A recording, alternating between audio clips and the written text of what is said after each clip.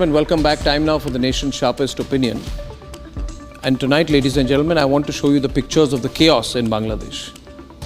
And as I show you these pictures of the chaos in Bangladesh on a day when Sheikh Hasina, the democratically elected Prime Minister of Bangladesh, has been removed by the American deep state forces. Let me tell you, viewers, that when Rahul Gandhi goes to London and says the Americans must save Indian democracy, Western powers must intervene in Indian democracy, this is the intervention that he's probably talking about. Because when the Western countries intervene in any country's democracy, this is what happens. Now my question to Rahul Gandhi is, do you want this in India? Today, viewers, 3 points that we must make tonight. Firstly, do not think that what has happened in Bangladesh is specific to Bangladesh. This is what happens when the American deep state intervenes in any country. Right? And when people within the country's so-called democratic system who do not believe in the election process or who lose the election process go crying to America asking for help, like the BNP and the Jamaat-e-Islami have gone crying to America saying, we can't defeat Sheikh Hasina, help us. America intervenes and this is what happens. Our country goes to the ruin. So 3 clear points that I want to make to all the viewers of Republic tonight. Viewers, there are some political parties, some political forces who want chaos and anarchy in India. Tonight, look at the pictures from Bangladesh and remember this is what chaos and anarchy looks like. This is what happens when people who cannot get elected want to use chaos, anarchy, violence, the army, any means to come to power. This is what happens. And ask yourself, do you want the Americans to do this in our country? Do you want the Chinese to do this in our country? Is it not important that political parties like the Congress declare what their arrangement with the Chinese Communist Party is? This is why, ladies and gentlemen, the only thing we need in India is nationalism. A sense of nation first. Sheikh Hasina was a nationalist leader. Today, Bangladesh has lost a leader who could stand up to China, who could stand up to America, who said nation first on her own terms. The Americans didn't like it, the Chinese didn't like it. This is what they have done, and this is what is happening on the streets of Dhaka. Ladies and gentlemen, my second point tonight is this. America says, please allow the peaceful protests. I know Joe Biden is not in his elements, but has the CIA gone mad? Is this a peaceful protest? People are being hacked across Bangladesh. Islamist forces are out. Leaders of communist parties are being murdered, killed. Is this a peaceful protest? Is this a student protest? It's not a student protest. It is a radical Islamist protest. People in India who say that the Modi government does not respect institutions should remember that this is what America does when you allow them to come into our country.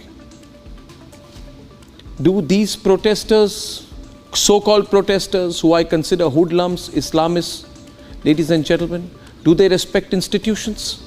Did those who were behind Shaheen Bagh, when they blocked the roads, when they blocked the ambulances, when they threatened to burn the country, when what they did led to the stoning and the killing of 56 people in Jahangirpuri in Delhi ahead of Trump's visit, did they respect institutions? Did they respect the Supreme Court when it told them to pull back? Did they ever listen to the Supreme Court? No, they didn't. Did those Khalistanis respect? Did those Khalistanis who tried to pull down the tricolor in the Red Fort in the name of a fake farmers' protest, did they respect institutions? No, they didn't. Did the people who Rahul Gandhi and Sitaram Yechuri support, who say, Bharat tere tukde honge, inshallah, inshallah, do they respect institutions? No, they don't. Do we want forces like that to take over our country? And if we believe that they never will, then remember there is a political party in Bangladesh called the BNP, which cannot legitimately win an election. And there are forces like the Jamaat-e-Islami in Bangladesh who want to change the very character of Bangladeshi democracy. When they come together with foreign forces, this is the cocktail which emerges. So remember, every single time when you hear a debate on Republic saying, nation first, don't believe these politicians who go crying on foreign capitals to abuse our country, to allow to allow all those foreigners to come in. Don't allow the Mir Jafarization of Indian politics. Remember my words today, ladies and gentlemen. Look at the situation in Bangladesh and never believe, I want to go back to the pictures, never believe that what has happened in Bangladesh today will not happen in India. We are a diverse country. It is unfortunate that in our country, people like Rahul Gandhi say India is not a nation. It is some kind of a negotiation. I believe in federalism too, but not at the risk of compromising Indian nationalism.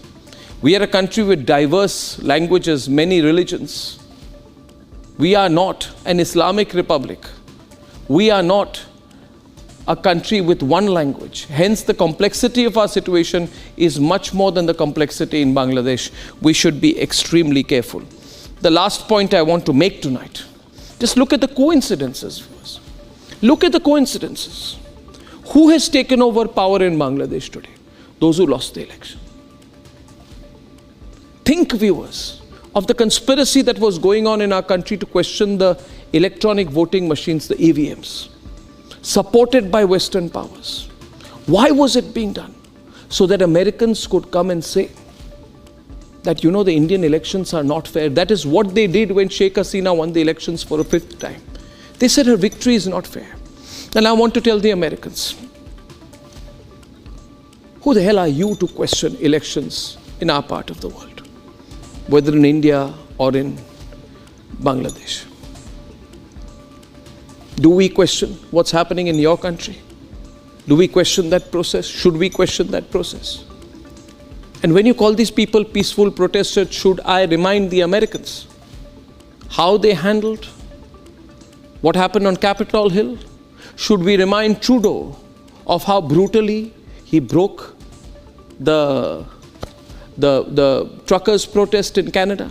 Should we give the most recent example of Keir Starmer in the United Kingdom, who is issuing warnings against right-wing so-called protesters on the streets of Leeds and Brighton, all across the United Kingdom? When it comes to their own situations, law and order situations, they deal very sternly. When it comes to us, they say, be soft, be nice, engage with them. Ladies and gentlemen, once again, I repeat the 3 points. First point, those who want Western powers to enter India, they should learn a lesson from what has happened today. Or if not, if you are supporting those political parties who want Western powers to come into India, look at these pictures and ask yourself if you're doing the right thing. Secondly, these groups do not support institutions. Third, they are for sale.